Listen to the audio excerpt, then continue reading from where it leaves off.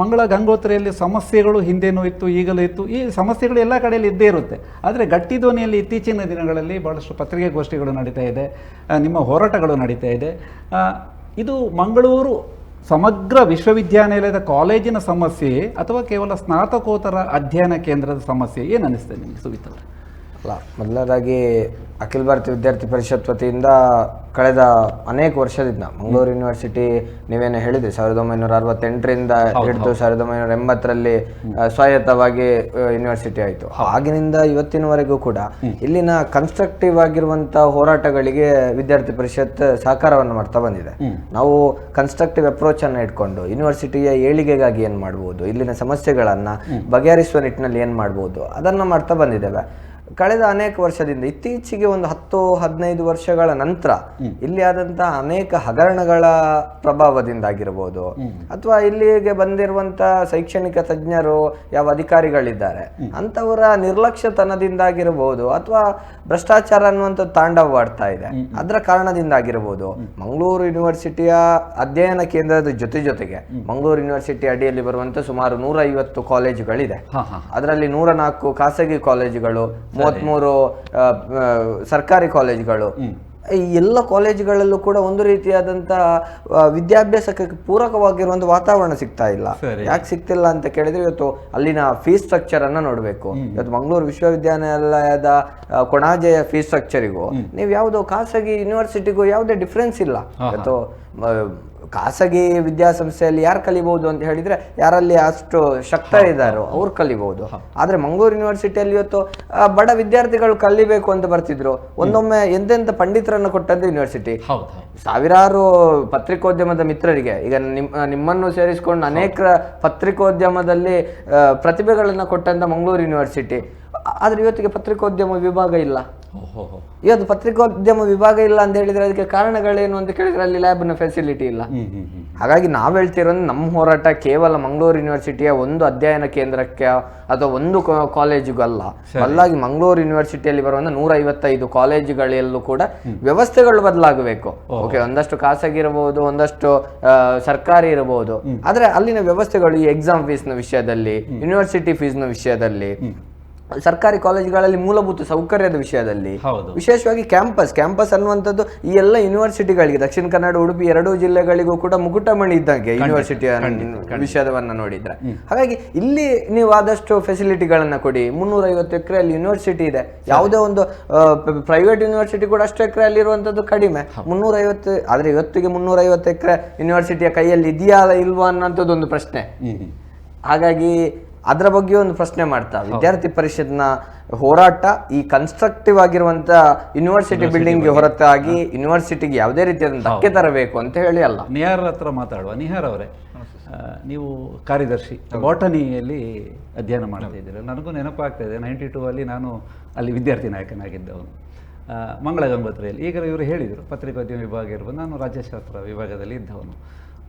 ಇವಾಗ ಆಗ ಮತ್ತು ಈಗ ಭಾಳಷ್ಟು ವ್ಯತ್ಯಾಸಗಳಿದೆ. ಆ ಸಂದರ್ಭ ಬೇರೆ, ಆಗ ಬೇರೆ ಯೂನಿವರ್ಸಿಟಿಗಳು ಅಥವಾ PG ಕೋರ್ಸುಗಳು ಇರಲಿಲ್ಲ. ಈಗ ನೀವು ನಿಮ್ಮ ಒಂದು ಪ್ರಕಾರ ನೀವು ಈಗ ಎದುರಿಸುವಂತಹ ಅಂದರೆ ಪತ್ರಿಕಾಗೋಷ್ಠಿಗಳನ್ನೆಲ್ಲ ನಾವು ನೋಡಿದ್ದೇವೆ, ಒಂದು ಪತ್ರಿಕಾಗೋಷ್ಠಿಯನ್ನೆಲ್ಲ ಮಾಡಿದ್ದೀರಿ. ಮಂಗಳೂರು ವಿಶ್ವವಿದ್ಯಾನಿಲಯದಲ್ಲಿ ಅಂದರೆ ಸ್ನಾತಕೋತ್ತರ ಅಧ್ಯಯನ ಕೇಂದ್ರದಲ್ಲಿ ಇರುವಂಥ ಸಮಸ್ಯೆಗಳು ಯಾವುದು? ಸರ್, ಈಗ ಸಮಸ್ಯೆಗಳಂತ ಹೇಳಿದರೆ ಸಾವಿರಾರು ಉಂಟು. ಈಗ ನಾವು ಸಾಧಾರಣ ಸ್ಟೂಡೆಂಟ್ ಯೂನಿಯನ್ಗೆ ಬಂದು 8-9 ತಿಂಗಳುಗಳಾಯ್ತು. ಮನವಿ ಪತ್ರಗಳನ್ನು ಹಲವಾರು ಕೊಟ್ಟಿರ್ತೇವೆ ಯೂನಿವರ್ಸಿಟಿಗಳಿಗೆ. ಅದನ್ನ ಆಶ್ವಾಸನೆಗಳನ್ನು ಕೊಡ್ತಾರೆ ವಿನಃ ಯಾವುದಕ್ಕೆ ಸಮಸ್ಯೆಗಳಿಗೆ ಪರಿಹಾರ ಅಂತ ಕೊಡುವುದಿಲ್ಲ. ಸರಿ, ಈಗ ಈಗ ಒಂದೊಂದೇ ಡಿಪಾರ್ಟ್ಮೆಂಟ್ ಅಂತ ತಗೊಂಡ್ತಾ ಹೋದ್ರೆ, ಈಗ MBA ಡಿಪಾರ್ಟ್ಮೆಂಟ್ ನ ಸ್ಟೂಡೆಂಟ್ಸ್ ಗಳಿಗೆ ಲ್ಯಾಬ್ ಫೆಸಿಲಿಟಿ ಅನ್ನೋದು ಪ್ರೊವೈಡ್ ಮಾಡ್ಬೇಕು ಆಕ್ಚುಲಿ. ಈಗ ಕರಿಕ್ಯುಲಮ್ ಅಲ್ಲಿ ಲ್ಯಾಬ್ ಫೆಸಿಲಿಟಿ ಅಂತ ಇರುವಾಗ ಫೀಸ್ ಕೂಡ ತಗೊಳ್ತಾರೆ, 12,000 ಲ್ಯಾಬ್ ಫೀಸ್ ಅಂತ. ಬಟ್ ಸ್ಟೂಡೆಂಟ್ಸ್ ಗಳಿಗೆ ಲ್ಯಾಬೊರೇಟರಿ ಅನ್ನೋ ವ್ಯವಸ್ಥೆಯೇ ಇಲ್ಲ. ಈಗ ಹಾಗೆ ಈಗ MPED department, physical education department ಅಂತ ಬಂದ್ರೆ ಬೇಕಾಗಿರುವಂತದ್ದು ಮೂಲಭೂತ ಸೌಕರ್ಯ ಏನಂದ್ರೆ ಇಕ್ವಿಪ್ಮೆಂಟ್. ಸ್ಟೂಡೆಂಟ್ಸ್ ಗಳಿಗೆ ಇಕ್ವಿಪ್ಮೆಂಟ್ಸ್ ಗಳಂತ ಬಂದ್ರೆ ಈಗ 2023-24ನೇ ಸಾಲಿಗೆ ನಾವು ತಗೊಂಡ್ರೆ ಸಾಧಾರಣ 1,99,305 ರೂಪಾಯಿಗಳದ್ದು ಇಕ್ವಿಪ್ಮೆಂಟ್ಸ್ ಬಂದಿರ್ತದೆ ಯೂನಿವರ್ಸಿಟಿಗೆ. ಅದೇ 24-25ನೇ ಸಾಲಿಗೆ ಬರುವಾಗ ಅದು 13,000 ಕೇಳಿತದೆ. ಈ ವರ್ಷದು ಶೂನ್ಯ. ಅಂದ್ರೆ ಈಗ 12,000 ಶುಲ್ಕ ತಗೊಂಡು ಲ್ಯಾಬ್ ಇಲ್ಲ ಅಂತ ಹೇಳ್ತೀವಿ. ಅಲ್ಲ ಲ್ಯಾಬ್ ಅದು MBA ಡಿಪಾರ್ಟ್ಮೆಂಟ್ ಇದೆ ಸರ್. ಈಗ ಎಂಪೆಡ್ ಡಿಪಾರ್ಟ್ಮೆಂಟ್ ಅಲ್ಲಿ ಎಂಪೆಡ್ ಮತ್ತೆ ಬಿಪೆಡ್ ಡಿಪಾರ್ಟ್ಮೆಂಟ್ ಗಳಲ್ಲಿ ಒಟ್ಟು ಸೇರಿ 165 ವಿದ್ಯಾರ್ಥಿಗಳಿದ್ದಾರೆ. ಎಂಪೆಡ್ ಡಿಪಾರ್ಟ್ಮೆಂಟ್ ಗೆ ಮ್ಯಾನೇಜ್ಮೆಂಟ್ ಫೀಸ್ ಇರುವಂತದ್ದು 47,000, ಮತ್ತೆ ಮೆರಿಟ್ ಸೀಟ್ ಗೆ ಸ್ಟೂಡೆಂಟ್ಸ್ ಗಳಿಗೆ ಇರುವಂತದ್ದು 40,000. ಅದೇ ರೀತಿ ಬಿಪೆಡ್ ಸ್ಟೂಡೆಂಟ್ಸ್ 37,000 ಮತ್ತೆ 30,000 ಇರುವಂತದ್ದು. ಅಷ್ಟು ಫೀಸ್ ತಕೊಂಡು ಅದರಲ್ಲಿ ಲ್ಯಾಬೊರೇಟರಿ ಫೀಸ್ ಎಂಪೆಡ್ ಅವರಿಗೆ 10,000, ಪ್ರತಿ ವಿದ್ಯಾರ್ಥಿನ 10,000 ರೂಪಾಯಿಗಳನ್ನು ತಗೊಳ್ತಾರೆ. ಅದರಲ್ಲಿ ₹1 ಫೆಸಿಲಿಟಿ ಕೊಡ್ಲಿಕ್ಕೆ ಆಗೋದಿಲ್ಲ ಸ್ಟೂಡೆಂಟ್ಸ್ ಗಳಿಗೆ ಅಂದ್ರೆ ಲ್ಯಾಬ್ ಫೀಸ್ ಏತಕ್ಕೆ? ಸ್ಟೂಡೆಂಟ್ಸ್ ಗಳು ಯಾತಕ್ಕೆ ಬರಬೇಕು? ಮಾಸ್ಟರ್ಸ್ ಅಂತ ಮಾಡ್ಲಿಕ್ಕೆ UG ಇಂದ ಮಾಸ್ಟರ್ಸ್ ಬರುವಂತದ್ದು ಸ್ಟೂಡೆಂಟ್ಸ್ ಗಳು ಆ ಒಂದು ಪರ್ಟಿಕ್ಯುಲರ್ ಸಬ್ಜೆಕ್ಟ್ ಅಲ್ಲಿ ವಿಷಯದಲ್ಲಿ ಹೆಚ್ಚುವರಿಯಾಗಿ ಜ್ಞಾನವನ್ನು ಪಡೆದುಕೊಳ್ಬೇಕಂತ. ಆ ಜ್ಞಾನವೇ ಸ್ಟೂಡೆಂಟ್ಸ್ ಗಳಿಗೆ ಕೊಡ್ಲಿಕ್ಕೆ ಆಗ್ಲಿಲ್ಲ ಅಂದ್ರೆ ಯೂನಿವರ್ಸಿಟಿಗಳಿಗೆ ಯಾಕೆ ವಿದ್ಯಾರ್ಥಿಗಳು ಬರ್ತಾರೆ? ಮತ್ತೆ ಬೇರೆ ಏನು ಸಮಸ್ಯೆ? ಈಗ ಯೂನಿವರ್ಸಿಟಿಯಲ್ಲಿ ಮೂಲಭೂತ ಸೌಕರ್ಯಗಳು ಸರಿ ಇಲ್ಲ. ಈಗ ಮುಖ್ಯವಾಗಿ ಸ್ಟೂಡೆಂಟ್ಸ್ ಗಳು ಡಿಪಾರ್ಟ್ಮೆಂಟ್ ಗಳಿಗೆ ಬಂದ್ರೆ ಅಂದ್ರೆ ಅವರಿಗೆ ನೀರಿನ ಸಮಸ್ಯೆ, ನೀರು ಅತ್ಯಗತ್ಯ. ನೀರಿನ ಸಮಸ್ಯೆ ಈಗ ಒಂದು ಸೈನ್ಸ್ ಬ್ಲಾಕ್ ಅಂತ ತಗೊಂಡ್ರೆ ಅದರಲ್ಲಿ ಸೆಕೆಂಡ್ ಫ್ಲೋರ್ ಅಲ್ಲಿ 242 ವಿದ್ಯಾರ್ಥಿಗಳು ಇರ್ತಾರೆ. ಆ 242 ವಿದ್ಯಾರ್ಥಿಗಳಿಗೆ ಕೇವಲ 5 ಲೀಟರ್ ಕೆಪಾಸಿಟಿಯ ವಾಟರ್ ಫಿಲ್ಟರ್ ಇರುವಂತದ್ದು. ಈಗ 5 ಜನ ವಿದ್ಯಾರ್ಥಿಗಳು 1 ಲೀಟರ್ ಬಾಟಲ್ ನ ಹಿಡ್ಕೊಂಡು ಬಂದ್ರೆ ಒಂದು ಡಿಪಾರ್ಟ್ಮೆಂಟ್ ಒಂದು ಇದಾದ್ಮೇಲೆ ಕ್ಲಾಸ್ ಆದ್ಮೇಲೆ ವಾಟರ್ ಫಿಲ್ಟರ್ ಬಂದ್, ಮತ್ತೆ ಉಳಿದ ವಿದ್ಯಾರ್ಥಿಗಳು ಏನ್ ಮಾಡ್ಬೇಕು? ನೀರು ಕುಡಿಬಾರ್ದ ವಿದ್ಯಾರ್ಥಿಗಳು? ಅದೇ ರೀತಿ ಈಗ ಲೈಬ್ರರಿ ಸೈನ್ಸ್ ಆಗಿರ್ಬೋದು, ಮತ್ತೆ ಕಂಪ್ಯೂಟರ್ ಸೈನ್ಸ್ ಆಗಿರ್ಬೋದು, ಕಂಪ್ಯೂಟರ್ ಅಪ್ಲಿಕೇಶನ್, 3 ಡಿಪಾರ್ಟ್ಮೆಂಟ್ಗಳಲ್ಲಿ ಸಾಧಾರಣ 150ರಿಂದ 170 ವಿದ್ಯಾರ್ಥಿಗಳಿದ್ದಾರೆ. ಅದರಲ್ಲಿ ಸರಿಯಾದಂತ ಕಂಪ್ಯೂಟರ್ ಫೆಸಿಲಿಟಿ ಇರುವಂತದ್ದು 17 ಕಂಪ್ಯೂಟರ್ಗಳು ಮಾತ್ರ ಯೂನಿವರ್ಸಿಟಿಯಲ್ಲಿ. 17 ಕಂಪ್ಯೂಟರ್ಗಳು 150 ವಿದ್ಯಾರ್ಥಿಗಳು ಹೇಗೆ ಮಾಡಬೇಕು? ಈಗ ವಿದ್ಯಾರ್ಥಿಗಳ ಹತ್ರ ನಾವು ಪರ್ಸನಲ್ ಆಗಿ ಕೇಳಿದ್ರೆ, ನಾನು ಕಾಲೇಜಿಗೆ ಹೋಗುವ ಬದಲು ಹಾಸ್ಟೆಲ್ ನಲ್ಲಿ ಕೂತ್ಕೊಂಡು ಯೂನಿವರ್ಸಿಟಿಯ ವೈಫೈ ಯೂಸ್ ಮಾಡಿಕೊಂಡು ಆನ್ಲೈನ್ ಬೇರೆ ಕಡೆ ಟೀಚಿಂಗ್ ತಗೊಂಡ್ರೆ ನಂಗೆ ಜಾಬ್ ಸಿಗ್ತದೆ. ಯೂನಿವರ್ಸಿಟಿ ಕ್ಲಾಸ್ಗಳಿಗೆ ಹೋದ್ರೆ ನಂಗೆ ಎಂತದ್ದು ಯೂಸೇ ಇಲ್ಲ ಅನ್ನುವ ಸ್ಥಿತಿ ಆಗಿದೆ ಯೂನಿವರ್ಸಿಟಿಗಳಲ್ಲಿ. ಈಗ ಈ ಕ್ಯಾಂಪಸ್ ಯೂನಿವರ್ಸಿಟಿ ಒಂದು ವಿಶ್ವವಿದ್ಯಾಲಯ ಅಂದ್ಮೇಲೆ ಅದು ಕ್ಯಾಂಪಸ್ ಸೆಲೆಕ್ಷನ್ ಆಗಬೇಕು ಸ್ಟೂಡೆಂಟ್ಸ್ ಗಳಿಗೆ. ಈ ವರ್ಷ ನೋಡಿದ್ರೆ 0 ಕ್ಯಾಂಪಸ್ ಪ್ಲೇಸ್ಮೆಂಟ್ಸ್, ಯಾವುದೇ ಕಂಪನಿಗಳು ಯೂನಿವರ್ಸಿಟಿಗಳಿಗೆ ಬರಲಿಲ್ಲ, ಮತ್ತೆ ಸ್ಟೂಡೆಂಟ್ಸ್ ಗಳಿಗೆ ಪ್ಲೇಸ್ಮೆಂಟ್ ಗಳು ಸಿಗ್ಲಿಲ್ಲ. ಇಂತಹ ಹಲವಾರು 9 ಸಮಸ್ಯೆಗಳು ಇದೆ ಯೂನಿವರ್ಸಿಟಿಗಳಲ್ಲಿ. ಮತ್ತೆ ಈಗ ಕಾನ್ವೊಕೇಶನ್,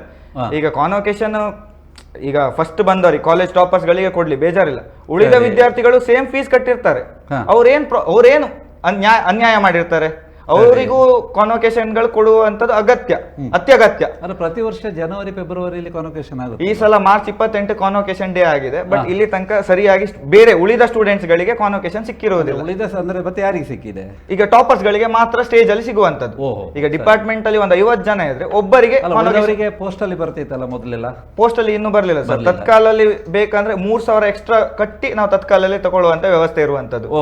ಈಗ ಎಕ್ಸಾಮಿನೇಷನ್ ಫೀಸ್ ಅಂತ ಬಂದ್ರೆ, ಈಗ ನಾನು ಬಾಟ್ನಿ ಡಿಪಾರ್ಟ್ಮೆಂಟ್ ಆದ ಕಾರಣ ನಾನು 4 ಥಿಯರಿ ಪೇಪರ್, 2 ಲ್ಯಾಬ್ ಹಾಗೆ 1 ಪ್ರಾಜೆಕ್ಟ್ ಮಾಡ್ತೇನೆ. ನಂಗೆ ಇರುವಂತ ಶುಲ್ಕ 2,750 ರೂಪಾಯಿಗಳು. ಅದೇ ಈಗ ಇಂಟರ್ನ್ಶಿಪ್ ಬ್ಯಾಚ್ ಅಂತ ಬರ್ತೇವೆ, ಕೆಲವು 5 ಡಿಪಾರ್ಟ್ಮೆಂಟ್ ಗಳಿವೆ ನಮ್ಮ ಯೂನಿವರ್ಸಿಟಿಯಲ್ಲಿ. 5 ಡಿಪಾರ್ಟ್ಮೆಂಟ್ ಗಳು ಅವರು ಎಕ್ಸಾಮೇ ಬರೆಯುವುದಿಲ್ಲ, ಖಾಲಿ ಅವರಿಗೆ ಒಂದಿರುವಂತದ್ದು ವೈವೋವಸ್. ವೈವೋವಸ್ ಮಾತ್ರ ಒಂದೇ ಒಂದು ಕಾರಣಕ್ಕೆ 3,650 ರೂಪಾಯಿಗಳು ಸ್ಟೂಡೆಂಟ್ಸ್ ಗಳಿಂದ ಚಾರ್ಜ್ ಮಾಡ್ತಾರೆ ಒಂದು ವೈವಾಕ್ಕೆ.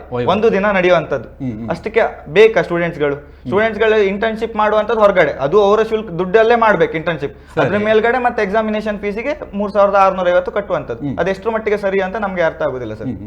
ಅಲ್ಲ, ಆಮೇಲೆ ಇನ್ನೊಂದು ಏನೋ ಮೊನ್ನೆ ಚರ್ಚೆ ಮಾತಾಡ್ತಾ ಇರುವಾಗ ಕ್ರೀಡಾ ಸೌಕರ್ಯದ ಬಗ್ಗೆ ಏನೋ ಹೇಳ್ತಾ ಇದ್ರಲ್ಲ ನಿಮ್ಮ ಮಾತುಕತೆ. ಏನು ಕ್ರೀಡಾ ಸೌಕರ್ಯಗಳು ಬೇಕಾ ನಿಮಗೆ? ಯಾಕೆ ಬೇಕು? ಈಗ ನೋಡಿ ಸರ್, ಈಗ ಯೂನಿವರ್ಸಿಟಿಯಲ್ಲಿ ಪ್ರತಿಯೊಂದು ಸ್ಟೂಡೆಂಟ್ ಇಂದ 500 ರೂಪಾಯಿ ಫಿಸಿಕಲ್ ಎಜುಕೇಶನ್ ಡಿಪಾರ್ಟ್ಮೆಂಟ್ ಬಿಟ್ಬಿಡಿ ಸರ್, ಉಳಿದ ಡಿಪಾರ್ಟ್ಮೆಂಟ್ ಗಳು ಪ್ರತಿಯೊಂದು ಸ್ಟೂಡೆಂಟ್ ಇಂದ 500 ರೂಪಾಯಿ ಅಂತ ಕ್ರೀಡಾ ಶುಲ್ಕ ಅಂತ ತಗೊಳ್ತಾರೆ. ಅದರಲ್ಲಿ ಬೇಕಾಗಿರುವಂತದ್ದೇನು annual sports meet, annual athletics meet. ಅದೆರಡು ಆಕ್ಚುಲಿ ಸ್ಟಾರ್ಟ್ ಆಗ್ಬೇಕಿರುವಂತದ್ದು ನವೆಂಬರ್ ಅಲ್ಲಿ. ನಮ್ಮ ಕೋರ್ಸ್ ಸ್ಟಾರ್ಟ್ ಆಗುವಂತ ಸೆಪ್ಟೆಂಬರ್ ಎಂಡ್ ಅಕ್ಟೋಬರ್ ಅಲ್ಲಿ. ನವೆಂಬರ್ ಅಲ್ಲಿ ಆನ್ಯುವಲ್ ಅಥ್ಲೆಟಿಕ್ಸ್ ಮೀಟ್ ಆಗ್ಬೇಕು. ಬಟ್ ಅದರ ಫಂಡ್ ನ ಫಿಸಿಕಲ್ ಎಜುಕೇಶನ್ ಡಿಪಾರ್ಟ್ಮೆಂಟ್ ಗೆ ಒದಗಿಸುವಂತ ಏಪ್ರಿಲ್ ನಲ್ಲಿ 1 ಲಕ್ಷ ಕೊಡ್ತಾರೆ, ನೀವು ಸ್ಪೋರ್ಟ್ಸ್ ಡೇ ಮಾಡ್ಕೊಳ್ಳಿ ಅಂತ ಹೇಳ್ತಾರೆ. ಇನ್ನು ಇದು ಫೆಸಿಲಿಟೀಸಿಗೆ ಬಂದ್ರೆ ಸ್ಟೂಡೆಂಟ್ಸಿಗೆ ಬೇಕಾಗಿರುವಂತದ್ದು ಒಂದು ಬಾಲ್ ಆಗಿರ್ಬೋದು, ಫಿಟ್ನೆಸ್ ಇಕ್ವಿಪ್ಮೆಂಟ್ಸ್ ಆಗಿರೋದು ಅತ್ಯಗತ್ಯ. ಫಿಸಿಕಲ್ ಎಜುಕೇಶನ್ ಡಿಪಾರ್ಟ್ಮೆಂಟ್ ಅಂತ ಸ್ಟೂಡೆಂಟ್ಸ್ ಬಂದಾಗ ಅವರಿಗೆ ಅತ್ಯಗತ್ಯ. ಅದು 2023-24ರಲ್ಲೂ 180-160 ಜನ ಇರುವ ಸ್ಟೂಡೆಂಟ್ಸ್ ಇರುವಾಗ ಆವಾಗ 2 ಲಕ್ಷದವರೆಗೆ ದುಡ್ಡು ಕೊಟ್ಟು ಈಗ ಶೂನ್ಯ 0 ಅಂದ್ರೆ ಶುಲ್ಕ ತಗೋತಾರ? ಶುಲ್ಕ ತಗೊಳ್ತಾರೆ. ಈ ಮುಂಚೆ 2023-24ರಲ್ಲಿ ಸಾಧಾರಣ 30,000 ರೂಪಾಯಿ ಫೀಸ್ ಇತ್ತು ಎಂಪೆಡ್ ಸ್ಟೂಡೆಂಟ್ಸ್ ಗಳಿಗೆ. ಈಗ ಅದು 47,000ಕ್ಕೆ ಏರಿಕೆ ಆಗಿದೆ ವಿನ ಇಕ್ವಿಪ್ಮೆಂಟ್ಸ್ ಗಳು ಪ್ರೊವಿಷನ್ ಸ್ಟೂಡೆಂಟ್ಸ್ ಗಳಿಗೆ ಇಲ್ಲ. ಅದು ಸ್ಟೂಡೆಂಟ್ಸ್ ಗಳು ಮಾಸ್ಟರ್ಸ್ ಮಾಡುವಾಗ ಇಕ್ವಿಪ್ಮೆಂಟ್ಸ್ ಇಲ್ಲ ಅಂದ್ರೆ ಕೈಯಲ್ಲೇ ಆಡ್ಬೇಕು ಕಾಲಲ್ಲೇ ಆಡ್ಬೇಕು ಅನ್ನುವ ಬಂಡ ಉತ್ತರ ಕೊಡ್ತಾರೆ. ಹೌದು. ಈಗ ಸುವಿತ್ ಅವರಿಗೆ ಕೇಳೋಣ. ಸುವಿತ್ ಅವರೇ, ಈ ಹೋರಾಟದಲ್ಲಿ ನೀವು ಮುಂಚೂಣಿಯಲ್ಲಿದ್ದೀರಿ. ABP ರಾಜ್ಯ ಸಹ ಕಾರ್ಯದರ್ಶಿ ಭಾಳಷ್ಟು ವಿಚಾರಗಳನ್ನು ಹೇಳಿದರು. 4, 5, 6, 7 ಡಿಮಾಂಡ್ಗಳನ್ನು, ಬೇಡಿಕೆಗಳಂದರೆ ಅಗತ್ಯ ಇರುವಂಥ ವಿಚಾರಗಳನ್ನು ಹೇಳಿದರು. ಈ ಬಗ್ಗೆ ತಾವುಗಳು ಮನವಿಗಳನ್ನು ಸಲ್ಲಿಸಿದ್ರಾ ಅಥವಾ ನೇರವಾಗಿ ಚಳವಳಿ ಅಥವಾ ಘೆರಾವ್ ಮಾಡಲಿಕ್ಕೆ ಹೋದ್ರಾ? ಇಲ್ಲ ಸರ್, ವಿದ್ಯಾರ್ಥಿ ಪರಿಷತ್ ಯಾವತ್ತೂ ಕೂಡ ನೇರವಾಗಿ ಹೋರಾಟವನ್ನು ಮಾಡುವಂಥದ್ದು ಅಂಥ ಪರಿಸ್ಥಿತಿಗಳು ನಮ್ಮಲ್ಲಿಲ್ಲ. ನಾವುಗಳು ಈ ಹಿಂದೆ ಕೂಡ ನಾವುಗಳು ಗಮನಿಸಿದ್ರೆ ನಮ್ಮ ವಿದ್ಯಾರ್ಥಿ ಸಂಘ ಯಾವಾಗ ಚುನಾಯಿತ ಆಯ್ತು ಅವತ್ತಿನಿಂದ ವಿದ್ಯಾರ್ಥಿ ಸಂಘಕ್ಕೆ ಒಂದು ಸ್ಪಷ್ಟ ಸೂಚನೆಯನ್ನ ಕೊಟ್ವಿ. ನೀವು ಇಲ್ಲಿ ವಿದ್ಯಾರ್ಥಿಗಳಿಂದ ಚುನಾಯಿತರಾಗಿದ್ದವರಿದ್ದೀರಿ, ನೀವು ನಿಮ್ಮ ಆದ್ಯ ಕರ್ತವ್ಯ ವಿದ್ಯಾರ್ಥಿಗಳ ಸಮಸ್ಯೆಯನ್ನು ಬಗೆಹರಿಸುವಂಥದ್ದು. ಹಾಗಾಗಿ ಹೋಗಿ VC ಅವರನ್ನ ಭೇಟಿಯಾಗುವಂಥದ್ದು, ರಿಜಿಸ್ಟ್ರಾರ್ ಅನ್ನ ಭೇಟಿಯಾಗುವಂಥದ್ದು, ಅವರ ಸಮಸ್ಯೆಯನ್ನು ಬಗೆಹರಿಸೋದು. ಹಾಗಾಗಿ ಸಾಲು ಮನವಿಗಳು ಹೋಯ್ತು. ಆನಂತರ ಯಾವುದಕ್ಕೂ ಬಗ್ಲಿಲ್ಲ ಅಂತ ಹೇಳಿದಂತ ಸಂದರ್ಭದಲ್ಲಿ ಹೋರಾಟಕ್ಕೆ ಇಳಿದಿರುವಂಥದ್ದು. ನೀವು ಬೇಕಾದ್ರೆ ಗಮನಿಸಿದ್ರೆ ವಿದ್ಯಾರ್ಥಿ ಪರಿಷತ್ ಮಂಗಳೂರು ಯೂನಿವರ್ಸಿಟಿ ಕೊಣಾಜೆ ಕ್ಯಾಂಪಸ್ ನಲ್ಲಿ ಹೋರಾಟ ಮಾಡಿರುವಂತದ್ದು ನವೆಂಬರ್ 15, 2024 ಕೊನೆ. ಸರಿ ಸರಿ. ಯಾಕಂತ ಹೇಳಿದ್ರೆ ಅವತ್ತು ಬಾರಿ ದೊಡ್ಡ ಹೋರಾಟ ಆಯ್ತು. ಒಂದು 3-4 ಸಾವಿರ ಜನ ವಿದ್ಯಾರ್ಥಿಗಳು ಸೇರ್ಕೊಂಡು, ಎಲ್ಲ ಕಾನ್ಸ್ಟಿಟ್ಯೂಯೆಂಟ್ ಕಾಲೇಜಿನ ಎಲ್ಲ ವಿದ್ಯಾರ್ಥಿಗಳು ಸೇರ್ಕೊಂಡು ಹೋರಾಟ ಮಾಡ್ತಾರೆ. ಕೊಣಾಜೆಯಲ್ಲಿ ದೊಡ್ಡ ಮಟ್ಟದ ಹೋರಾಟ ಆಯ್ತು, ಆಶ್ವಾಸನೆಗಳು ಕೂಡ ಸಿಕ್ತು. ಆದ್ರೆ ಅದು ಯಾವುದು ಇಂಪ್ಲಿಮೆಂಟ್ ಆಗ್ಲಿಲ್ಲ. ಹಾಗಂತ ಹೇಳಿ ಮತ್ತೆ ಹೋರಾಟಕ್ಕೆ ಕೇಳಲಿಲ್ಲ, ಬದಲಾಗಿ ನಾವು ಮಾತುಕತೆಯ ಮೂಲಕ ಸಮಸ್ಯೆಯನ್ನು ಬಗೆಹರಿಸುವ ಅಂತ ಹೊರಟ್ವಿ. ಆದ್ರೆ ಇದು ಯಾವುದೂ ಸಾಧ್ಯ ಇಲ್ಲ ಅಂತ ಹೇಳಿದಂತ ಸಂದರ್ಭದಲ್ಲಿ ವಿದ್ಯಾರ್ಥಿಗಳ ಆಕ್ರೋಶ ಕೂಡ ಕಟ್ಟೆ ಹೊಡೆಯುವಂತ ಕೆಲಸಕ್ಕೆ ಹಂತಕ್ಕೆ ಬಂದಂತ ಸಂದರ್ಭದಲ್ಲಿ ಅದು ಹೋರಾಟಕ್ಕೆ ಕರೆಯನ್ನ ಕೊಟ್ಟಿದ್ವಿ. ಹೋರಾಟಗಳಾಯ್ತು. ಹೋರಾಟದಲ್ಲೂ ಅತ್ಯಂತ ಬೇಸರದ ಸಂಗತಿ ಅಂತ ಹೇಳಿದ್ರೆ ವಿದ್ಯಾರ್ಥಿಗಳನ್ನ ಪೊಲೀಸ್ ಇಲಾಖೆಯನ್ನ ಬಳಸಿಕೊಂಡು ವಿದ್ಯಾರ್ಥಿಗಳ ಹಕ್ಕನ್ನ ಕಿತ್ಕೊಳ್ಳುವಂತ ಕೆಲಸವನ್ನ ಮಾಡಿದ್ದಾರೆ. ಇದು ಅತ್ಯಂತ ಖಂಡನೀಯ. ಒಂದು ವಿಶ್ವವಿದ್ಯಾಲಯದಲ್ಲಿ ಯಾವುದು ನಡಿಬಾರ್ದಿತ್ತೋ ಅದು ನಡೆದಿದೆ. ಹಾಗಾಗಿ ವಿದ್ಯಾರ್ಥಿ ಪರಿಷತ್ ನಾವು ಹೋರಾಟ ಇದಕ್ಕೆ ಇಲ್ಲಿಗೆ ನಿಲ್ಲುವಂತದ್ದಂತಲ್ಲ, ನಮ್ಮ ಸ್ಟೆಪ್ ಬೈ ಸ್ಟೆಪ್ ಹೋರಾಟಗಳಂತೂ ಮುಂದುವರಿತಾ ಇರ್ತದೆ. ಸರಿ, ಒಂದು ಕರೆ ನಾವು ಮಾತಾಡುವ. ಹಲೋ, ನಾನು ಲತೇಶ್ ಅಂತ. ಹೇಳಿ ಸರ್. ಹೇಳಿ. ವಿಶ್ವವಿದ್ಯಾನಿಲಯ ಕಾಲೇಜ್ ಹಂಪನಕಟ್ಟೆಯಲ್ಲಿ ಇದೆಯಲ್ಲ, ಅದರ ವಿದ್ಯಾರ್ಥಿ. ಹೇಳಿ ಸರ್, ಹೇಳಿ. ಸರಿ, ಏನಂದ್ರೆ ಮಂಗಳೂರು ವಿಶ್ವವಿದ್ಯಾನಿಲಯದಲ್ಲಿ ಆಗ್ತಾ ಇರುವಂತಹ ಎಲ್ಲ ಸಮಸ್ಯೆಗಳು ಮತ್ತು ಅದರಲ್ಲಿರುವಂತಹ ಎಲ್ಲ ಲೋಪದೋಷಗಳಿಗೂ ಕೂಡ ಮೂಲ ಕಾರಣ ಅಲ್ಲಿನ ಆಡಳಿತ ವ್ಯವಸ್ಥೆ ಮತ್ತು ಭ್ರಷ್ಟ ಆಡಳಿತ ವ್ಯವಸ್ಥೆ ಅಂತ ಹೇಳ್ತೇನೆ. ಸ್ನಾತಕೋತ್ತರ ಅಧ್ಯಯನ ಕೇಂದ್ರ ಒಟ್ಟು ಮಂಗಳೂರು ವಿಶ್ವವಿದ್ಯಾನಿಲಯ ಹೇಳ್ತಾ ಇದ್ದೀರಾ? ಒಟ್ಟು ಅಂದ್ರೆ ಮಂಗಳೂರು ವಿಶ್ವವಿದ್ಯಾನಿಲಯ ಮತ್ತು ಅದರ ಕಾನ್ಸ್ಟಿಟ್ಯೂಯೆಂಟ್ ಕಾಲೇಜ್ಗಳಲ್ಲಿ ಆಗ್ತಾ ಇರುವಂತಹ ಕೆಲವೊಂದು ಸಂಗತಿಗಳ ಕಾರಣಕ್ಕೆ ಮತ್ತು ಮಂಗಳೂರು ವಿಶ್ವವಿದ್ಯಾನಿಲಯದ ಅಲ್ಲಿನ ವ್ಯವಸ್ಥೆ, ಆಡಳಿತಾತ್ಮಕವಾದಂತಹ ವ್ಯವಸ್ಥೆಯಲ್ಲಿ ನಡೀತಾ ಇರುವಂತಹ ಭ್ರಷ್ಟಾಚಾರದ ಕಾರಣಕ್ಕೋಸ್ಕರವೇ ಎಲ್ಲ ಇಷ್ಟು ಸಮಸ್ಯೆಗಳಾಗ್ತಾ ಇರುವಂತದ್ದು ಅಂತ.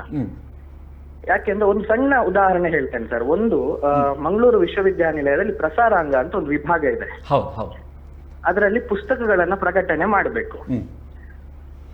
ಮಂಗಳೂರು ವಿಶ್ವವಿದ್ಯಾನಿಲಯದಿಂದ ಕಳೆದ ಒಂದು 3 ವರ್ಷಗಳಿಗಿಂತ ಹಿಂದೆ, ಅಂದ್ರೆ ನಮ್ಮ Edapadithaya sir, professor Edapadithaya sir ಅವರು ಕುಲಪತಿ ಆಗಿದ್ದಾಗ ಅಲ್ಲಿ ಪುಸ್ತಕ ಏನು ಇದಾಗ್ಬೇಕಿತ್ತು, ಅಂದ್ರೆ ಪ್ರಿಂಟ್ ಆಗ್ಬೇಕಾಗಿತ್ತು, ಅದು ನಿಂತು ಹೋಗಿದೆ. ಅಲ್ಲಿ ಪುಸ್ತಕ ಪ್ರಿಂಟ್ ಆಗುವಂತದ್ದು ನಿಂತು ಹೋಗಿದೆ. ಕಾರಣ ಏನು? ಪ್ರಸಾರಾಂಗದಲ್ಲಿ ಪುಸ್ತಕ ಅಂದ್ರೆ ಸಾಮಾನ್ಯ ಟೆಕ್ಸ್ಟ್ ಬುಕ್ ಗಳನ್ನ ಅಲ್ಲಿ ಪ್ರಿಂಟ್ ಮಾಡ್ತಾ ಇದ್ದಾರೆ. ಅದನ್ನು ಬಿಟ್ಟು ಈ ಸಾಮಾನ್ಯ ಹೊರಗಿನ ಪುಸ್ತಕಗಳು, ಅಂದ್ರೆ ಒಂದ್ ಸ್ವಲ್ಪ ವಿದ್ವಾಂಸರು ಬರೆದಂತಹ ಅನೇಕ ಪುಸ್ತಕಗಳು ಅಲ್ಲಿಂದ ಬಿಡುಗಡೆ ಆಗ್ತಿತ್ತು, ನಿರಂತರವಾಗಿ ಬಿಡುಗಡೆ ಆಗ್ತಾ ಇತ್ತು. ಅದು ಎಡಪಡಿತಾಯ ಸರ್ನ ನಂತರ ಅಲ್ಲಿ ನಿಂತೋಯ್ತು. ಅದಾದ ನಂತರ ಇಲ್ಲಿಯ ತನಕ ಒಂದೇ ಒಂದು ಪುಸ್ತಕ, ಅಂದ್ರೆ ಯಾವುದೇ ವಿದ್ವತ್ಪೂರ್ಣವಾದ ಪುಸ್ತಕ ಮಂಗಳೂರು ವಿಶ್ವವಿದ್ಯಾನಿಲಯದ ಪ್ರಸಾರಾಂಗ ವಿಭಾಗದಿಂದ ಹೊರಗೆ ಬರಲಿಲ್ಲ. ಕಾರಣ ಏನು ಅಂತ ಕೇಳಿದ್ರೆ, ಅವರು ಏನ್ ಹೇಳ್ತಾರೆ ಅಂತ ಹೇಳಿದ್ರೆ, ಹಣ ಇಲ್ಲ ಅಂತ ಪ್ರಸಾರಾಂಗದಲ್ಲಿ ಅಥವಾ ವಿಶ್ವವಿದ್ಯಾನಿಲಯದಲ್ಲಿ ದುಡ್ಡು ಇಲ್ಲ ಅಂತ ಒಂದು ವಿಷಯ. ಆದ್ರೆ ನೀವೊಂದು ಯೋಚನೆ ಮಾಡಿ ಸರ್, ಈಗ ಮಂಗಳೂರು ವಿಶ್ವವಿದ್ಯಾನಿಲಯದಲ್ಲಿ ಟೆಕ್ಸ್ಟ್ ಪುಸ್ತಕಗಳನ್ನು ಮಾಡ್ತಿದ್ದಾರೆ. ಸರಿ, ಟೆಕ್ಸ್ಟ್ ಬುಕ್ಗಳು ಕಳೆದ 4 ವರ್ಷದಲ್ಲಿ 2 ಬಾರಿ ಟೆಕ್ಸ್ಟ್ ಬುಕ್ ಕಮಿಟಿ ಮಾಡಿ 2 ಬೇರೆ ಬೇರೆ ಟೆಕ್ಸ್ಟ್ ಪುಸ್ತಕಗಳನ್ನ ಕ್ರಿಯೇಟ್ ಮಾಡಿ, ಅಂದ್ರೆ ಕನ್ನಡ ಟೆಕ್ಸ್ಟ್ ಬುಕ್ ನಾನು ಹೇಳ್ತಾ ಇರೋದು. ಸರಿ, 2 ಕಮಿಟಿ ಮಾಡಿ 2 ಟೆಕ್ಸ್ಟ್ ಬುಕ್ ಗಳನ್ನ ಬಿಟ್ಟಿದ್ದಾರೆ. ಒಂದು ಸಾಹಿತ್ಯ ಮಂಗಳ ಅನ್ನುವಂತಹ ಒಂದು ಟೈಟಲ್ ಇರುವಂತಹ ಪುಸ್ತಕಗಳು, ಅದು NEP ಬ್ಯಾಚ್ ಏನು ಬಂತಲ್ಲ ಮಧ್ಯದಲ್ಲಿ ಒಂದು 3 ವರ್ಷ, ಸರಿ, ಅವರಿಗೋಸ್ಕರ ಇದ್ದದ್ದು. ಮತ್ತೆ ಅದಕ್ಕಿಂತ ಹಿಂದಿನ SEP ಅಂದ್ರೆ ಸ್ಟೇಟ್ ಎಜುಕೇಶನ್ ಪಾಲಿಸಿಯಲ್ಲಿ ಇದ್ದಂತವರಿಗೋಸ್ಕರ ಬಂದ SEP, ಅದರಲ್ಲಿ ಗಂಗೋತ್ರಿ ಅನ್ನುವಂತ ಸೀರೀಸ್ ನಲ್ಲಿ ಟೆಕ್ಸ್ಟ್ ಬುಕ್ ಗಳು ಬಂತು. ಸರಿ, ಅದನ್ನ ಈ ವರ್ಷದ ತನಕ ಮಂಗಳ ಸಿರೀಸ್ ಅದು NEP ಬ್ಯಾಚ್ ಗೆ ನಿಂತು ಹೋಯ್ತು. ಅದಾದ ನಂತರ ಕೇವಲ 3 ಬ್ಯಾಚ್ ಗಳಿಗೋಸ್ಕರ ಅದನ್ನು ಕೊಟ್ಟಿದ್ದಾರೆ. ಅದಾದ ನಂತರ ಈ ಗಂಗೋತ್ರಿ ಸಿರೀಸ್ ಅನ್ನ ಕಂಟಿನ್ಯೂ ಮಾಡಿ, ಅದನ್ನು ಕೂಡ ಈಗ ಈ ವರ್ಷದಿಂದ ನಿಲ್ಲಿಸಿ ಬರುವ ವರ್ಷಕ್ಕೆ, ಅಂದ್ರೆ ಈ ಹೊಸ ಶೈಕ್ಷಣಿಕ ವರ್ಷ ಬರ್ತಾ ಇದೆಯಲ್ಲ, ಅಲ್ಲಿಗೆ ಹೊಸ ಪುಸ್ತಕಗಳನ್ನ ಮಾಡಬೇಕು ಅಂತ ಹೇಳಿ ಒಂದು ಕಮಿಟಿ ರಚನೆ ಮಾಡಿದ್ದಾರೆ. ನಮ್ಮ ಮಂಗಳೂರು ವಿಶ್ವವಿದ್ಯಾನಿಲಯದ ಪ್ರೊಫೆಸರ್ ನಾಗಪ್ಪ ಗೌಡ ಅವರ ನೇತೃತ್ವದಲ್ಲಿ ಒಂದು ಕಮಿಟಿ ರಚನೆ ಮಾಡಿದ್ದಾರೆ. ಅದರಲ್ಲಿ ಒಟ್ಟು ಆ ಕಮಿಟಿಯಲ್ಲಿ 60 ಜನ ಮೆಂಬರ್ಸ್ ಇದ್ದಾರೆ ಸರ್. ಒಂದು ಟೆಕ್ಸ್ಟ್ ಬುಕ್ ಮಾಡುವುದಕ್ಕೆ ಅಂದ್ರೆ ಒಟ್ಟು 12 ಟೆಕ್ಸ್ಟ್ ಬುಕ್ ಈ ಸಲ ಮಾಡ್ತಾ ಇದ್ದಾರೆ. ಸರಿ, ಅಂದ್ರೆ ಎಲ್ಲ ವಿಭಾಗಕ್ಕೆ ಒಂದು ಕನ್ನಡ ಟೆಕ್ಸ್ಟ್ ಬುಕ್ ಮಾಡ್ತಾರೆ, 12 ಟೆಕ್ಸ್ಟ್ ಬುಕ್. ಆದ್ರೆ ಈ ಟೆಕ್ಸ್ಟ್ ಬುಕ್ ಯಾಕೆ ಮಾಡ್ತಾ ಇದ್ದಾರೆ ಅನ್ನುವಂತ ಪ್ರಶ್ನೆಗೆ ಮಂಗಳೂರು ವಿಶ್ವವಿದ್ಯಾನಿಲಯದಲ್ಲಿ ಉತ್ತರ ಇಲ್ಲ. ಯಾಕೆ ಅಂತ ಹೇಳಿದ್ರೆ, ತಾವು ಈಗ ಕರೆ ಮಾಡಿ ಕೆಲವು ವಿಚಾರಗಳನ್ನು ಹೇಳಿದ್ರಿ. ಬಹುಶಃ ಸಂಬಂಧಪಟ್ಟ ವಿಶ್ವವಿದ್ಯಾನಿಲಯದ ಅಧಿಕಾರಿಗಳು ಈ ಕಾರ್ಯಕ್ರಮವನ್ನ ನೋಡ್ತಾ ಇದ್ದಾರೆ, ನೋಡ್ತಾ ಇರ್ತಾರೆ. ಯಾಕಂದ್ರೆ ಲೈವಲ್ಲಿ ಹೋಗುವಂತ ಕಾರ್ಯಕ್ರಮ ಆಮೇಲೆ ಪ್ರಸಾರ ಆಗ್ತಾ ಇದೆ. ಇದು ಬಹುಶಃ ನಿಮ್ಮ ಪ್ರಶ್ನೆಗೆ ಉತ್ತರಗಳು ಸಿಗಬಹುದು ಅಂತ ನಾವು ನಿರೀಕ್ಷೆಯಲ್ಲಿ ಇದ್ದೇವೆ. ಅಲ್ಲ, ನನ್ನ ಒಂದು ಮುಖ್ಯ ವಿಷಯ ಹೇಳಬೇಕಿತ್ತು ಸರ್. ಏನಂದ್ರೆ ಈ 2 ಟೆಕ್ಸ್ಟ್ ಬುಕ್ಗಳಿದೆಯಲ್ಲ, ಕಳೆದ 4 ವರ್ಷದಲ್ಲಿ ಕ್ರಿಯೇಟ್ ಆದ ಟೆಕ್ಸ್ಟ್ ಬುಕ್ಗಳು, ಅದರ ಅರ್ಧಕ್ಕಿಂತ ಹೆಚ್ಚು ಪುಸ್ತಕ ಇನ್ನೂ ಪ್ರಸಾರಾಂಗದಲ್ಲೇ ಇದೆ. ಅದು ಸೇಲ್ ಆಗ್ಲಿಲ್ಲ ಪುಸ್ತಕ. ಸರಿ ಸರಿ ಸರಿ. ಸುವಿತ್ರ ಹತ್ರ, ಅಲ್ಲಿ ಸುವಿತ್ರ ಇದ್ದಾರೆ, ಅವರ ಹತ್ರ ಅದಕ್ಕೆ ಬೇಕಾದಂತ ದಾಖಲೆಗಳೆಲ್ಲ ಇದ್ದಾವೆ. ಅವ್ರಿಗೆ ನೀವು ಕೇಳಿದ್ರೆ ಅವ್ರು ಕೊಡ್ತಾರೆ. ಸರಿ ಸರಿ. ಅರ್ಧಕ್ಕಿಂತ ಹೆಚ್ಚು ಟೆಕ್ಸ್ಟ್ ಬುಕ್ಗಳು. ಹಾಗಿರುವಾಗ ದುಡ್ಡಿಲ್ಲ ಅಂತ ಹೇಳುವ ಯೂನಿವರ್ಸಿಟಿ ಮತ್ತೆ ಟೆಕ್ಸ್ಟ್ ಬುಕ್ಗಳನ್ನ, ಅದು 50 ಲಕ್ಷ, ಅರೌಂಡ್ ಒಂದು 50-60 ಲಕ್ಷದ ಒಂದು ವಿಷಯ ಸರ್, ಒಂದು ಟೆಕ್ಸ್ಟ್ ಬುಕ್ ಮಾಡೋದು. ಅಷ್ಟು ದುಡ್ಡು ಇವ್ರು ಯಾರಿಗೆ ಕೊಡ್ತಿದ್ದಾರೆ ಅಂದ್ರೆ ಯಾಕೋಸ್ಕರ ಮಾಡ್ತಾ ಇದ್ದಾರೆ ಅನ್ನೋದು ಗೊತ್ತಾಗುದಿಲ್ಲ ಸರ್. ಈಗ ನಿಮ್ಮ ಪ್ರಶ್ನೆ ಸರಿ ಇದೆ. ಕರೆಯನ್ನು ಬಹುಶಃ ನಾವೀಗ ಅದು ಪ್ರಸಾರದಲ್ಲಿದೆ, ಲೈವಲ್ಲಿದೆ. ಅವರು ಇದರ ಬಗ್ಗೆ ಬಹುಶಃ ಉತ್ತರಗಳನ್ನು ಕೊಟ್ಟಾರು ಅಥವಾ ಸೂಕ್ತವಾದಂಥ ಕ್ರಮವನ್ನು ಕೈಗೊಂಡಾರು. ನಿಮ್ಮ ಕರೆಗೆ ಧನ್ಯವಾದಗಳು. ಕರೆ ಮಾಡಿದ್ದಕ್ಕೆ ಧನ್ಯವಾದಗಳು. ಭಾಳ ವಿಚಾರಗಳನ್ನು, ಅವರ ಕೆಲವು ಅನುಭವದ ವಿಚಾರಗಳನ್ನು ಅವರು ಹೇಳಿದರು. ಸುವಿತಾ ಅವರು ಹೀಗೆ ಇದೆ ಎನ್ನುವಂಥದ್ದು. ಈಗ ನೀವು ಹೋರಾಟದ ಬಗ್ಗೆ ಮಾತಾಡ್ತಾ ಇದ್ರಲ್ಲ, ಇದರಲ್ಲಿ ಈಗ ನೀವು ಹೇಳಿದ ಸಮಸ್ಯೆ ಅಲ್ಲ, ಅದು ಬೇರೆಯೇ. ಅವರು ಇನ್ನೊಂದು ಪ್ರಸಾರಾಂಗದ ಬಗ್ಗೆ ಹೇಳ್ತಾ ಇದ್ರು. ಈ ಹೋರಾಟವನ್ನು ನಾನು ಕೇಳಿದ ಹಾಗೆ ನೀವು ಎಷ್ಟು ಬಾರಿ ಮನವಿಯನ್ನು ಸಲ್ಲಿಸಿದ್ದೀರಿ ಅಥವಾ ನೇರವಾಗಿ ಹೋರಾಟಕ್ಕೆ ಹೋಗಿದ್ರಾ ಅಂತ ಕೇಳುವಂಥ? ಇಲ್ಲ, ನಮ್ಮದು ಮೊನ್ನೆದು ಹೋರಾಟದ ವಿಷಯ ಇದ್ದಂಥದ್ದು completely based on Mangaluru university campus. ಆದರೆ ನಮ್ಮ ಹಿಂದಿನ ಹೋರಾಟಗಳು ಯಾವುದು ಕೂಡ ಅಂದರೆ ಮೊನ್ನೆಯ ವಿಷಯಗಳನ್ನು ಯಾಕೆ ಅಷ್ಟು ಸೂಕ್ಷ್ಮವಾಗಿ ತೆಗೆದುಕೊಂಡ್ವಿ ಅಂತ ಹೇಳಿದ್ರೆ, ಅಲ್ಲಿನ ವಿದ್ಯಾರ್ಥಿಗಳು ನಾನು ಆಗಲೇ ಹೇಳಿದಾಗೆ ಆಕ್ರೋಶ ಇತ್ತು. ಮೂಲಭೂತ ಸೌಕರ್ಯಗಳೇ ಇಲ್ಲ ಅಂತ ಹೇಳಿ ನಮ್ಮ ವಿದ್ಯಾರ್ಥಿ ಸಂಘ ಇದೆ ಅಂತ ಹೇಳಿದಾಗ ನಮ್ಮನ್ನ ಪ್ರಶ್ನೆ ಮಾಡುವಂತವ್ರು ಇದ್ದಾರೆ ಅಲ್ಲಿ. ನೀವು ವೋಟ್ ಆಗುವಂತ ಸಂದರ್ಭದಲ್ಲಿ ಬರ್ತೀರಾ, ವೋಟ್ ಕೇಳ್ತೀರಾ, ಇಲ್ಲಿ ಸಂಘಟನೆ ಮಾಡ್ತೀರಾ, ಆದ್ರೆ ಸಮಸ್ಯೆಗಳನ್ನು ಬಗೆಹರಿಸಲ್ಲ ಅಂತೇಳಿ. ಹಾಗಾಗಿ ಮಂಗಳೂರು ಯೂನಿವರ್ಸಿಟಿಯ ವಿಷಯವನ್ನ ಇಟ್ಕೊಂಡು ನಾವು ಮೊನ್ನೆ ಹೋರಾಟ ಮಾಡಿರುವಂತದ್ದು. ಈಗ ಅವರು ಹೇಳಿರುವಂತ ವಿಷಯಗಳು ಅದು ಯೂನಿವರ್ಸಿಟಿಯ ಭ್ರಷ್ಟಾಚಾರ. ಈಗ ಮಂಗಳೂರು ಯೂನಿವರ್ಸಿಟಿ ಕ್ಯಾಂಪಸ್ಗೆ ಮೂಲಭೂತ ಸೌಕರ್ಯಗಳನ್ನು ಒದಗಿಸ್ಲಿಕ್ಕೆ ಯಾಕೆ ಆಗ್ತಿಲ್ಲ ಅಂತ ಕೇಳಿದಂತ ಸಂದರ್ಭದಲ್ಲಿ ಅವರಲ್ಲಿರುವಂತ ಉತ್ತರ ನಮ್ಮಲ್ಲಿ ಹಣ ಇಲ್ಲ ಅಂತ ಹೇಳಿ.